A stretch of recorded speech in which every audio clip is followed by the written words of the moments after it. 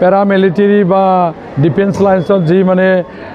নিয়োগ কৰাৰ কাৰণে চিন্তা চৰ্চা কৰি 17 বয়সৰ পৰা মানে 23 বছৰলৈকে যি যুৱ যুৱতী আছে তেখেতসকলক এটা কোচিং দিয়া প্ৰচেষ্টা লৈছে আৰু এই পদক্ষেপৰ ক্ষেত্ৰত যি ল'ৰা ছাত্ৰীয়ে আৰ্মিত যদি তেখেতসকলে 4 বছৰ কৰাৰ পিছত থাকিব ইচ্ছা নাই আৰু বেলেগ ডিচিশ্যন ল'ব পাৰো এটা সুবিধাটো আছে যেটো অগ্নি বীৰ যেটো মানে ট্ৰেইনিং প্ৰগ্ৰাম তাই হেতু এটা ভাল পদক্ষেপ বুলি মই মানে মৰ্তৰ পৰা ধন্যবাদ জ্ঞাপন কৰিছোঁ আৰু ইয়াৰ ক্ষেত্ৰত মই এইটোৱে ক'ব বিচাৰিছোঁ যেহেতু সকলো ব্যক্তিয়ে নিজৰ জীৱনটো কিবা নহয় এটা কিবা কৰাৰ কাৰণে চেষ্টা আপ্ৰাণ ৰাখে ইয়াৰ ক্ষেত্ৰত যেটো এটা ট্ৰেইনিং দিলে নিশ্চয় ইয়াৰ অভিজ্ঞতাটো হৈ কিনে এই মানে ইণ্টাৰভিউত পাছ হোৱাৰ সুবিধাটো থাকিল বা কি কৰিব লাগে কি কৰিব নালাগে মানে ৰিটেন টেষ্টে হওক বা অৰেল টেষ্টে হওক বা যিকোনো ক্ষেত্ৰত ফিজিকেলি হওক কি কৰিলে ভাল হয়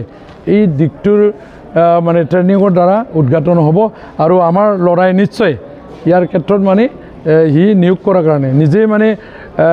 সিলেকশ্যন মানে সংস্থাপনৰ দিকটো ওলাই ল'ব পাৰিব এটো ভাল এটা পদক্ষেপ যোৱাবাৰো আমি দেখা পাইছোঁ এছএফচিয়ে এনেকৈ ট্ৰেইনিং লোৱাটোত বহুত ছাত্ৰ ছাত্ৰীয়ে এনেকৈ মানে ডিফেন্স লাইন্সত বা মিলিটাৰী লাইন্সত মানে চাকৰি ল'ব পাৰিছে হিচাপে মই আজি বিটিআৰ চিফ মহোদয়ে যি পদক্ষেপ লৈছে এটা প্ৰশংসনীয় আৰু সেইটো কাৰণে মই মোৰ তৰফৰ পৰা ধন্যবাদ জ্ঞাপন কৰিছোঁ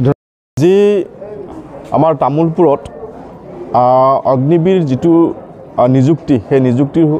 কাৰণে প্ৰি সিলেকশ্যন এৱাৰনেছ কাম কাউন্সেলিং প্ৰগ্ৰেম আজি ইয়াতে তামোলপুৰ হাই ছেকেণ্ডাৰীত গ্ৰহণ কৰা হ'ল মই এই ক্ষেত্ৰত আমাৰ বিটিআৰৰ মাননীয় চিফ প্ৰমোদ বড়ো ডাঙৰীয়াক আন্তৰিকতাৰে কৃতজ্ঞতা ধন্যবাদ জ্ঞাপন কৰিছোঁ যে বিটিআৰ অঞ্চলত যি 5খন জিলা আছে 5খন জিলাৰ বিটিআৰৰ যিখিনি যুৱক যুৱতী আছে যুৱক যুৱতীখিনিক এৱাৰনেছ কৰাৰ কাৰণে এই প্ৰগ্ৰেম লৈছে আৰু মই ভাবোঁ কি যে এই এৱাৰনেছৰ জৰিয়তে আমাৰ বিটিআৰৰ যিখিনি আমাৰ ইউথ আছে ইউথখিনি ইয়াতে মটিভেটেড হ'ব আৰু তেওঁলোকে এই যিখিনি কথা বুজি পোৱা নাছিল জানা নাছিল আজিৰ এই এৱাৰনেছ প্ৰগ্ৰেমৰ জৰিয়তে বুজি পালে আৰু নিশ্চিতভাৱে তেওঁলোকে এই সুবিধাটো ল'ব পাৰিলে আজি তেওঁলোকে এই অগ্নিবীৰত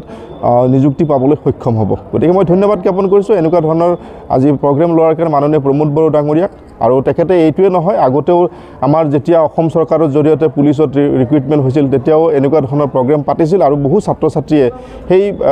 এৱাৰনেছ প্ৰগ্ৰেমৰ জৰিয়তে এনেকুৱা প্ৰি কোচিঙৰ জৰিয়তে তেওঁলোকে হেৰি হৈছিল সংস্থাপন পাবলৈ সক্ষম হৈছিল একদম সাহস কৰি আছে হয়নে নহয় মাননীয় আমাৰ আৰক্ষী অধ্যক্ষ বাইদেউ ডাঙৰীয়ানীয়ে ধুনীয়াকৈ বুজাই দিছে ইয়াৰ ক্ষেত্ৰত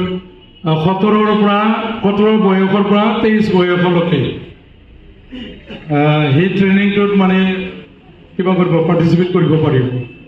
এই হিচাপে তোমাৰ জীৱনটো কোন গতিত নিব বিচাৰিছে এতিয়া পেৰামিলিটাৰী হিচাপে তোমালোকে যদি ট্ৰেইনিং ল'ব বা